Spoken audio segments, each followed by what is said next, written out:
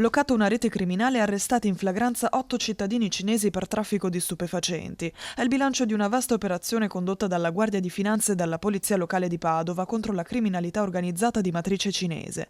L'indagine, coordinata dalla Procura della Repubblica di Padova, ha portato anche alla denuncia di altri 24 soggetti per reati che includono favoreggiamento dell'immigrazione clandestina, soggiorno illegale, detenzione abusiva di armi e gestione del gioco d'azzardo.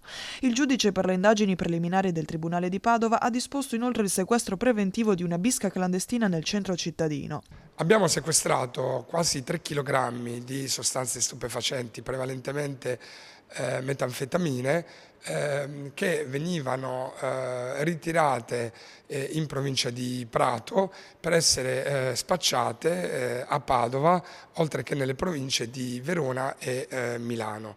Inoltre è emerso un canale di approvvigionamento dalla Spagna, in particolare da Madrid, attraverso l'invio di pacchi postali che siamo riusciti a intercettare. Le indagini sono partite da controlli sul territorio nelle zone della stazione ferroviaria, dell'Arcella e della Stanga, estendendosi poi anche ai comuni tra cui Cadoneghe, Vigonza, Saunara, Piove di Sacco e Terrassa Padovana.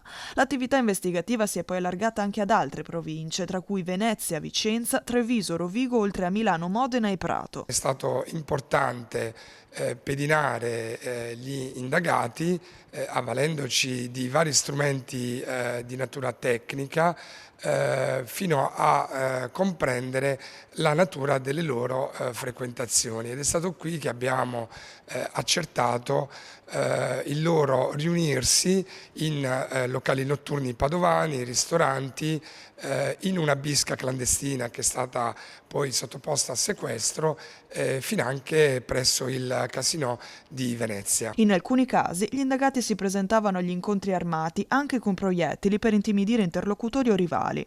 L'operazione ha quindi permesso di interrompere un sistema illecito radicato e diffuso su più territori.